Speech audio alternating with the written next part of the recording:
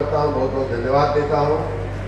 अभी माननीय अरशद जमाल जी हमारे द्वारा पिछले 4-5 साल में किए गए कामों की बात कर रहे थे। अरशद भाई, दुआ तो हमें आप सबकी चाहिए, मऊ की चाहिए, मऊ जिले की चाहिए, उत्तर प्रदेश की चाहिए, उत्तर प्रदेश वासियों की चाहिए, भारतवासियों की चाहिए। यहाँ हमने रह कर के पढ़ाई किया है, ऐसे सभी हमारे गुरुजनों की चाहिए। लेकिन ये सब हम किसी चाहत में नहीं कर रहे हैं, ये सब हम इसलिए नहीं कर रहे हैं कि आप लोग हमें स्नेह दोगे, प्यार दोगे या अपना वोट दोगे, इसलिए नहीं कर रहे हैं। मैं इसलिए कर रहा हूँ कि इस जगह का हमारे ऊपर बहुत बड़ा कर्जा है, इसलिए कर रहा हूँ। आपको शायद मालूम नहीं होगा, ये जो किताब की दुकान है, मैंने कक्षा 9, 10, 11 और 12 की पढ़ाई DAV इंटर कॉलेज में किया है और इस किताब की दुकान पर हमने सैकड़ों बार आकर के हमने कापी, कलम, पेंसिल, रबर, कवाब और स्याही हमने खरीदी। इसलिए इस दुकान का कर्जा उतारने के लिए मैं यहाँ आया। आपको मालूम नहीं होगा कि यहाँ डॉक्टर सईद जो रहा करते थे, हम लोग बचपन में बचपन होता है, हम लोग कूदते खेलते, हम लोगों की हड्डियाँ टूटती थी तो हमारी माँ लेकर के कहाँ आती थी, इसमें से आप लोगों में से किसी को मालूम नहीं होगा। मुझे डॉक्टर सईद की वो दुकान छोटी सी घूमती, मुझे अच्छे से याद है। मैं उस डॉक्टर सईद का कर्जा उतारने के लिए काम करता हूँ। हम जब ट्रेन से यहाँ आते थे, बाद में हमारे गांव में ट्रेन चलने लगी, ट्रेन रुकने लगी, तो कई बार हम लोग शाम की ट्रेन से आते थे और 1 घंटे के अंदर ही अंतिम आखिरी जो ट्रेन थी वो वापस जाती थी। शायद वही ट्रेन वापस जाती थी, मऊ से शाहगंज जाती थी। तो हम लोग दौड़ करके, कभी कभी किताब काफी अपनी कमी रहती थी, गांव से आते थे तो कभी दौड़ करके, यहाँ जो सीढ़ी है, और उन दिनों एक चकड़ा जैसा भी था, सीढ़ी और चकड़ा दोनों था, तो या तो चकड़े के अंदर में से या तो सीढ़ी फांद करके, या तो बहुत जल्दी होती थी पूरा कूद करके हम लोग आते थे। उसी चक्कर में कई बार तो हड्डी वड्डी भी टूटी थी और फिर डॉक्टर सईद के आज दूसरे दिन पेश किए जाते थे। हम इसलिए ये काम कर रहे हैं, इस मिट्टी का हमारे को बहुत बड़ा कर्जा है। दोस्तों, हम मऊ की सेवा इसलिए कर रहे हैं कि DAV में जब हम पढ़ते थे, उधर की अगर मैं बात करूं तो हम गांव जाते समय मिर्जापुर में बाबुल की पकौड़ी हमने बहुत बार खाई है और कई बार कम पैसा होता था तब भी बाबुल जी हम लोगों को पकौड़ी खिलाते थे। मैं उस बाबुल का कर्जा उतारने के लिए काम करता हूँ। हम वहाँ पंचर जी, हमारे गांव के यादव जी हैं, शिवपूजन जी, उनकी दुकान थी। मुझे अच्छे से याद है कि अक्सर साइकिल कीजिए इसलिए पंचर हो जाती है। आजकल तो कोई मानता नहीं है, बिजली है, कभी कभी जा भी सकती है, लेकिन उन दिनों साइकिल पंचर हो सकती थी या होती थी। तो उस समय हम लोग बिना पैसा दिए हुए शिवपूजन भाई से पंचर बनवा लेते थे। उस शिवपूजन भाई की उस दुकान का कर्जा उतारने के लिए मैं यहाँ काम करता हूँ। बहुत से लोग कहते हैं कि सईद जी रोड हमने बनवाई, हमने बनवा दिया, हमने यहाँ पत्र दे दिया। अच्छी बात है, ये स्पर्धा होनी चाहिए, ये कंपटीशन होना चाहिए। और मुझे तो इस बात की बड़ी खुशी है कि विकास की स्पर्धा मऊ में होने लगी। पहले हम लोगों के आने के पहले 2017 के पहले प्लाट कब्जियाने की स्पर्धा होती थी, किसने कितना प्लाट कब्जिया लिया उसका कंपटीशन होता था। यहाँ देखिए रवि सिंधी यहाँ खड़े हैं, सिंधी कॉलोनी का भी बहुत बड़ा कर्जा हम लोगों के ऊपर है। वो यूं है कि माता जी जब आती थी तो कभी हमारे वो टेलर कहाँ गए जो सदरी बनाने का, हाँ शकील भाई के यहाँ कभी सिंधी कॉलोनी के किसी दुकान पर लेकर के हम लोग घंटों बैठते थे, घंटों चाय और पकौड़ी हम लोग खाते थे। पता नहीं खरीदी कितना लोग करते थे मुझे मालूम नहीं, लेकिन पकौड़ी चाय का आनंद हम लोग जरूर लेते थे सिंधी कॉलोनी की दुकानों पर, शकील भाई के यहाँ। तो बस स्टेशन पे मैं रहता था। बस स्टेशन में रहते मैंने फिर वही बात की 4 साल पढ़ाई हमने मऊ के बस स्टेशन पर रहते हुए किया है। हमारे पिताजी वहाँ स्टेशन इंचार्ज हुआ करते थे और उन दिनों बस स्टेशन के दोनों हाथों पर बाएं और दाएं तरफ कहीं पुरुषोत्तम भाई की दुकान थी तो वहाँ घाटी और पकौड़ी हम लोग खाते थे, कहीं ज्ञानचंद हलवाई की दुकान थी तो वहाँ हम लोग चाय और मिठाई खाते थे। और किसी ने कभी हमसे हिसाब किताब नहीं किया, कभी पैसा नहीं किया। उन सभी लोगों का, मऊ के सभी हमारे गुर्जरों का, सभी ऐसे दुकानदारों का, सिंधी कॉलोनी हो, चाहे शकील भाई हो, चाहे शहीद डॉक्टर शहीद हो, चाहे बाबुल पकौड़ी वाले हो, उन सबको मैं आज के दिन प्रणाम करता हूँ, क्योंकि आशीर्वाद से हम जहाँ जैसे भी हैं और जहाँ तक पहुँचे हैं, ये सभी उनका आशीर्वाद है, इस मिट्टी का आशीर्वाद है, इस मिट्टी का प्रताप है। ये आप सबका बेटा, आप सबका भाई, आप सबका भतीजा आज इस स्थिति में पहुँचा है कि शहीदी रोड बनवाने की बात सोच सकता है, शहीदी रोड और पुल बनवाने का, महादेव धाम बनवाने की बात सोच सकता है। आपकी दुआएं हैं, आपका आशीर्वाद।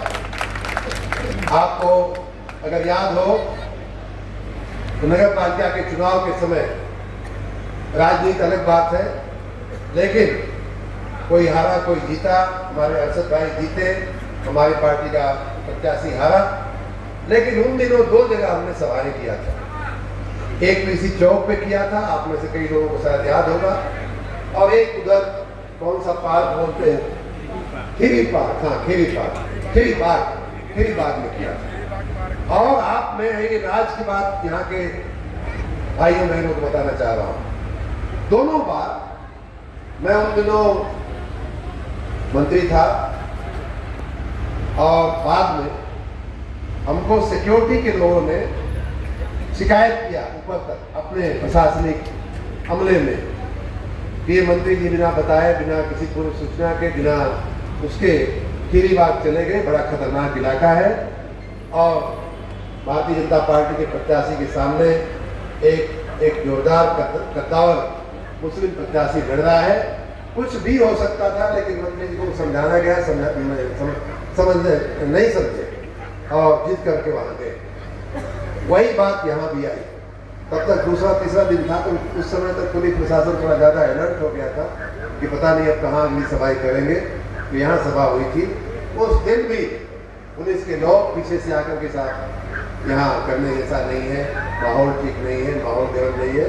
हमने कहा मैं मऊ की संतान हूँ और मऊ के संतान को अगर मऊ के लोग मऊ की मिट्टी में दफन करना चाहते हैं तो कर दे दफन, हमें कोई दिक्कत नहीं है। मैं उस दिन मुझे इसमें भी खुशी होगी, आपने जिसको भी जिताया उसको भी हमारा आशीर्वाद मिला। हम लोग साथ मिलकर के काम कर रहे हैं, राजनीति अपनी जगह पे है। आपका प्रेम, आपका स्नेह, आपकी दुआएं हमारे साथ रहेगी। तो चुनावी जंग तो क्या, सिकंदर जैसी जंग भी अगर जीतता होगा तो हम जीत लेंगे। चुनाव तो बहुत छोटी सी जंग होती है। आपको मैं उन्हीं दिनों इस चौक की सभा मुझे अच्छे से याद है। हमने कहा था और आप लोगों से पूछा था कि आप लोगों में से दुबई कितने लोग गए हैं। अगर किसी को याद हो, हमारे किसी हमने पूछा था कि आप लोगों में से दुबई बहुत सारे लोग गए हैं। और हमने ये भी पूछा था कि देखिए पूरा दुबई, पूरा सऊदी अरबिया हम पूरा घूमे हुए, आपकी दुआओं का असर है कि देश के 50-60 दुनिया के 50-60 देशों की हमने यात्रा की है और उसमें 10-12 मुल्क जो है वो मुस्लिम मुल्क है। पूरा कोई मिडिल ईस्ट का उधर का कोई ऐसा इलाका नहीं है, कोई ऐसा देश नहीं है जहाँ मैं नहीं गया। और ये सवाल मैंने आप लोगों से ही पूछा था कि क्या आप मऊ में रहते हुए क्या आप नहीं चाहोगे कि आपका मऊ भी, आपका हमारा जिला, आपका उत्तर प्रदेश के जो नगर है, मुसलमानी नगर, चाहे मोहम्मदाबाद हो, चाहे मुबारकपुर हो, चाहे मऊ हो, चाहे गोपागंज हो, चाहे घोसी हो, चाहे मुरादाबाद हो, क्या आप नहीं चाहोगे कि आपका नगर भी, आपका शहर भी दुबई जैसा दिखे? तो आप सब ने हाथ उठाया था। वोट आपने नहीं दिया था, वो अलग है, लेकिन आप सब ने हाथ उठाया था कि हाँ हम चाहेंगे कि हमारा मऊ भी सऊदी अरब जैसा दिखे। और उन्हीं दिनों हमने संकल्प किया था कि मऊ की मुस्कान हम वापस लाएंगे। मऊ में जो आपका मुरझाया हुआ चेहरा है, वो मुरझाया हुआ चेहरा 2 कारणों से था। एक तो ये कि मऊ का जो परंपरागत हुनर था वो लुप्त हो रहा था। हमारे बुनकरों के हाथ में जो कारीगरी थी, हमारे डॉक्टर शहीद जैसे जो डॉक्टर थे, हमारे दीवानी केल जैसे पैदा करने वाले जो हमारे उद्योग थे वो धूमिल पड़ रहे थे, धीमे पड़ रहे थे। हमारी प्रधान मिल जैसी मिलें थी वो धूमिल पड़ रही थी। इसलिए हमने आपसे जब कहा कि मऊ में हम मुस्कान लाए थे तो एक एक मुसलमान के हाथों दोनों हाथों तालियां बनी थी, एक एक हिंदू के हाथों दोनों हाथों तालियां बनी थी। और उसी संकल्प पे आपका चेहरा देख करके, आपकी दुआओं को देख करके, इस मिट्टी की महक को अनुभव करके मैं मऊ के लिए मित्रों काम कर रहा हूँ। काम करने में कहीं कोई कमी रह जाए तो मैं वो कमी रह जाएगी तो भी मैं आपके पास ही आऊँगा कि भैया क्षमा करना, अगली बार इसको सुधारा जाएगा। आपने जो काम शुरू किया था अभी इसी रोड पे, अरशद भाई बता रहे थे कि बहुत अच्छी रोड बनी है, इनको बधाई भी मैं देता हूँ। और इस रोड पे आगे सैयद डॉक्टर सैयद की दुकान तक तो मैं गया, बचपन में गया था। उसके बाद एक आध बार साइकिल से मैं इधर भी गया हूँ, यहाँ से किताब लेकर के इधर जाने के बजाय इधर से पतली गली होते हुए हम लोग जाते थे कई बार, तो बधाई भी देता हूँ। लेकिन साथ में हमारे भरतलाल राय जी ने कहा कि खंभा वहाँ बिजली का बड़ा अड़चन वाला है, तो खंभा बिजली के हमारे अधिकारी सुन रहे होंगे, खंभा हट जाएगा तो शायद और भी रिक्शा और गाड़ी जाने की सहूलियत हो जाएगी। तो ये सब काम जो भी आपके जहन में, जो भी आपके दिलो दिमाग में जो भी काम आएगा, हम जितनी हमारी हैसियत है, जितनी ताकत है, जितना आपके दुआओं की ही ताकत है और कोई ताकत मेरे पास नहीं है, आपकी दुआओं में जितनी ताकत है उस पूरी ताकत के साथ मैं आपकी सेवा करने के लिए यहाँ उपस्थित हूँ। मित्रों, मैं बहुत ज़्यादा अपनी बातें, कई हमारे नेता लोग भी पुराने नेता हैं हमारे भारतीय जनता पार्टी के भी शुभचिंतक हैं, वो यही कहते हैं, कई बार लोग कहते हैं कि मंत्री जी आप काम बहुत करते हैं लेकिन प्रचार जरा थोड़ा आपका धीमा है। तो मुझे थोड़ा सा ये नहीं आता है, बात सही है। शायद ये भी हो सकता है कि अब भरतलाल राय जी कहेंगे कि अभी ये नेता बन ही नहीं पाए अच्छे से, और थोड़ा स्वभाव भी है। एक शेर मैं आपको सुनाता हूँ और आपके लिए मैं कहता हूँ, कई बार किया हुआ काम भी मैं नहीं कर पाता हूँ, गिना पाता हूँ, या हो सकता है कि बड़ा तरह के वादे करना हमारी आदत में नहीं है, हमारी जहन में नहीं है।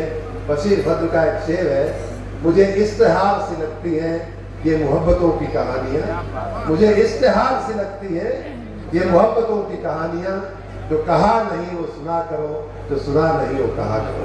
तो हमारी आपकी बीच का जो रिश्ता है वो ऐसा ही है कि आप नहीं भी कहेंगे तो हमें सुनाई देता है, और वही रिश्ता वापस हम आपके साथ रखना चाहते हैं कि हम ना भी कहें तो आप सुना करो हमारी आवाज़ को। ये हमारी इच्छा है। कहाँ बात आई बुनकरों की जहाँ तक बात है, मुझे मालूम है कई बुनकर अभी मिले भी, बीच में हमारी गाड़ी रोक करके उन्होंने स्वागत भी किया, और कुछ उम्मीदें भी हैं उनकी, बिजली से लेकर के, बिजली के रेट से लेकर के, वो सब तो किया जाएगा आने वाले दिनों में। देखिए जो हो चुका है उसकी तो मोटा मोटी बात यहाँ हुई है, और शायद ये भी बात सही है कि जितना हुआ है अगर हम सब कहने जाएंगे तो आधी रात हो जाएगी, शायद तब भी पूरा नहीं होगा। इसलिए मैं सीधा अब जो बाकी है उसी पे आ जाता हूँ, क्योंकि आप लोग भी उसी में ज़्यादा इंटरेस्ट होगा। नहीं तो बाकी आप कहेंगे कि भाई एक तरफ तो बोल रहे हैं कि मुझे इश्तिहार से लगती है मोहब्बतों की कहानियाँ, दूसरी तरफ इश्तिहार दिए जा रहे हैं मंत्री जी। तो जो हो गया उसकी बात मैं नहीं करते हुए एक बड़ी खुशखबरी आपको, एक खुशखबरी तो अरशद भाई ने बता ही दिया कि जिस गंदगी वाली जगह पे आपका, अभी मैं कल परसों मैं उसको ट्वीट करूंगा, आप लोगों की जानकारी में लाऊंगा कितनी गंदी वो जगह थी। फिलहाल इसको साफ करके बिजली का सब स्टेशन बनाने का काम जो है हमने मंजूर किया, और आने वाले कुछ ही दिनों में आप सबकी उपस्थिति में उसका भी शिलान्यास और भूमि पूजन हम लोग करेंगे। लेकिन एक और खुशखबरी मैं आपको दूँ, लगभग हफ्ते 10 दिन में ये जो 15 मिल बंद पड़ी हुई थी उसमें लगभग 150 इंडस्ट्रियल प्लाट बना करके आप सबके, आप बुनकरों के लिए, यहाँ के मिल के मालिकों के लिए या मिल के उद्यमियों के लिए एक बहुत बड़ा औद्योगिक संकुल बनाने का हम लोग प्रयास, मैं 2 साल से उस पर लगा हुआ हूँ। प्रधान मिल की लगभग 80, 84, 85 एकड़ जमीन आप सब जानते ही हैं किन कारणों से प्रधान मिल बंद हो गई थी, तो उसका उपयोग करके हम लोग उस पर एक मऊ को फिर से, मऊ की वो जो औद्योगिक पहचान थी, जो हमारे मऊ की औद्योगिक शान थी, हमारे मऊ के उद्योग हमारे पूर्वांचल की शान हुआ करते थे, उस शानो शौकत को, औद्योगिक शानो शौकत को हम फिर से वापस मऊ को देना चाहते हैं। और उस पर 1-1.5 साल से काम चल रहा है। हफ्ते 10 दिन के अंदर मैं उस विभाग के, उद्योग विभाग के प्रमुख सचिव श्री आलोक राय जी हैं, हमारे मित्र भी हैं, पुराने जब हम नौकरी में थे तो हमारे जूनियर साथी की तरह हमारे संपर्क में भी रहा करते थे, उनसे मेरी बात हुई है। और आज ही आना था उनको भी, लेकिन आज कैबिनेट का दिन था, इसलिए हम लोगों का सबका शेड्यूल थोड़ा सा बदल गया। आने वाले कुछ ही दिनों में उनको लेकर के मैं आऊँगा, उनमें जो भी कमियां खामियां हैं, जो भी काम चल रहा है उसकी मुआयना भी होगा। और आप सब में से भी कुछ लोगों को मैं आमंत्रित भी वहाँ करूँगा कि आपका मार्गदर्शन लेकर के कैसे उस औद्योगिक संकुल को कैसे बेहतर संकुल बनाया जा सके, ऐसे इस पर भी हम लोग काम करेंगे। क्योंकि रोजगारी जो है वो हमारे आपके लिए, हमारे बच्चों के लिए, हमारे नौजवानों के लिए, मैं आप सबको ये बार बार ये कहता रहता हूँ कि मऊ की हमारी किस्मत थोड़ी खराब थी। पिछले 20-25 साल हमारे खराब भी गुजरे हैं, कोई माने या न माने, लेकिन ये बात सही है कि मऊ ठप हो गया था, मऊ जहाँ का तहाँ रह गया था। जिन हाथों में कलम और कंप्यूटर होना चाहिए था, उन हाथों में कारतूस और कट्टे पकड़ाए गए, ये हमारा दुर्भाग्य है। लेकिन इस बार फिर से उन हाथों को हुनर देने का, उन हाथों में काम देने का बीड़ा हमने उठाया। देखिए, रोड रास्ता जैसा कि बताया गया, आप जहाँ कहिए वहाँ आसमान में भी कहेंगे तो हम रोड बनवाने के लिए तैयार हैं। आपकी दुआओं में इतना दम है, आपकी दुआओं में इतना दम है कि आप जो सपना रात में देखोगे, सुबह तक वो सपना साकार करके हम लोग आपके चरणों में रख देंगे। ये शहीदी रोड की बात करूँ तो सही कहा, सही फरमाया हमारे अरशद भाई ने कि एक दिन आए बड़े मायूस थे कि माननीय मंत्री जी, हमने 1 साल पहले रेलवे विभाग को लिखा है 2024 में जुलाई का पत्र लिखा था आपका, जून जुलाई का, लेकिन रेलवे वाले कुछ कर नहीं रहे हैं। तो हमने कहा अच्छा लाइए, लेटर लाइए, बताइए, हमको दिखाइए। फिर मैंने अपने मित्र और माननीय रेल मंत्री जी को हमने फोन किया कि भाई साहब बड़ा जरूरी सा काम है, और मैंने ये बताया कि उस जगह पे हमारी हड्डी पसली टूटती थी तो वहीं हम दवाई कराते थे। तो हंसने लगे, बोले कि कल आपको पत्र मिल जाएगा हमारे रेलवे विभाग का। और ये देखिए, ये अकेला इस तरह का काम नहीं है। ऐसा ही एक किस्सा अगर कुछ मोहम्मदाबाद के लोग होंगे तो वहां भी रेलवे ने ऐसा मामला अटकाया हुआ था कि दोनों तरफ 4 मार्ग की रोड बनी हुई थी, मोहम्मदाबाद के पहले, मोहम्मदाबाद के बाद, और बीच में ऐसा कांटा अटका था कि वो जैसी की तैसी रिपेयरिंग तक नहीं करने देते थे रेलवे वाले। और आज देखिए, आप जाइए तो कहीं मोहम्मदाबाद में आपको मालूम भी नहीं होगा किस तरह की रुकावट थी। वो भी अपने रेलवे मंत्री से कह के रेलवे मिनिस्ट्री से हमने मंजूरी ले आई। और देखिए, ये मैं तो कहता हूँ कि जिसको इस मिट्टी का दर्द नहीं है, जिसको इस मिट्टी की महक का अनुभव नहीं, वो हमारे आपके दर्द को नहीं समझ पाएगा। मैं यही बात बार बार कहता हूँ, अल्फाज जो भी हो, बातें जो भी हो, सब जो भी हो, लेकिन ये बात मैं फिर कह रहा हूँ, बार बार कहता रहूंगा कि जिसने मिर्जादियों की पकौड़ी नहीं खाई है, जिसने शहीदी रोड पे चल करके किताब नहीं खरीदी है, जिसने डॉक्टर शहीद की दुकान पर हड्डी नहीं जुड़वाई है, उसको मऊ का दर्द क्या मालूम होगा भाई? आप खुद सोचिए। और जिसने ये किया है उसको रात में नींद आएगी? अगर आपके ईद के पहले अगर हमारा विभाग बिजली आपकी काट देता है तो मुझे नींद आएगी? आपको लगता है कि मुझे नींद आएगी? मैं उस तरह का आदमी हूँ दोस्तों। ये फिर से एक शेर मुझे फिर से याद आ रहा है, तेरे दुख दर्द का कुछ ऐसा असर हो मुझ पर। ये नीरज का बहुत अच्छी कविता है। तेरे दुख दर्द का कुछ ऐसा असर हो मुझ पर, तुम जो भूखे रहो तो मुझसे भी न खाया जाए। ये आपका दर्द उस दिन ईद के दिन मुझे जब अरशद भाई ने बताया तो सच में मुझे बड़ी पीड़ा हुई। और मैंने सब कुछ सुनाया अपने विभाग के लोगों को कि कैसे हिम्मत पड़ी आपको ईद के दिन किसी की भी बिजली लाखों करोड़ों रुपए का भी अगर बकाया है तो किसी की बिजली ईद के दिन, होली के दिन, दिवाली के दिन नहीं कटनी चाहिए। एक और आज की बात बताऊं, ये जो कार्यक्रम था वो पिछले शुक्रवार को तय हुआ था। आप लोगों ने शायद प्रोटोकॉल हमारा देखा होगा। और एक फोन आता है अरशद भाई का, इन्होंने रखवाया भी था लेकिन हमारे भी ध्यान में नहीं रहा, इनके भी ध्यान में नहीं रहा कि जुम्मा की नमाज का दिन होता है शुक्रवार, और दोपहर को हम लोगों ने शायद रखा हुआ था। इनका फोन आया, मैं तो चल पड़ा था वहां से। इनका फोन आया कि मंत्री जी थोड़ी सी तकलीफ है, आज शुक्रवार है। हमने कहा हाँ ये बात तो सही है, मुझे याद नहीं आया, आपने भी याद नहीं कराया। और इन्होंने कहा कि अगर आपको बुरा न लगे तो वो कार्यक्रम बाद में कर लिया जाए। हमने कहा बिल्कुल 1 मिनट का काम है, हम नहीं आएंगे, आप अभी सूचना दे देते हैं। तो ये देखिए, हम और आप जब एक दूसरे का दर्द समझते हैं तो एक दूसरे के लिए सब कुछ करने को हम तैयार रहते हैं। और ये निश्चित है कि ऐसा कुछ भी नहीं है, ऐसा कुछ भी नहीं है जो आपकी दुआओं के असर से हम लोग न कर सकते। हमारे कई साथी, बहुत सारी बातें हैं जो आपके साथ हमें शेयर करनी होती है और करेंगे भी। हमें आपके पास आने में या आपको हमारे पास आने में कहीं रुकावट, कहीं झिझक नहीं होनी चाहिए। न मैं आपसे डरूं, न मैं आपसे हिचकूं, न आप हमसे डरें, न आप हमसे हिचके। ये रिश्ता, ये हमारा आपका हिस्सा होना चाहिए। बाकी आप और हम मिलके, दुनिया में कुछ भी ऐसा नहीं है, कुछ भी ऐसा नहीं है दोस्तों जो हम और आप मिल करके हासिल न कर पाए।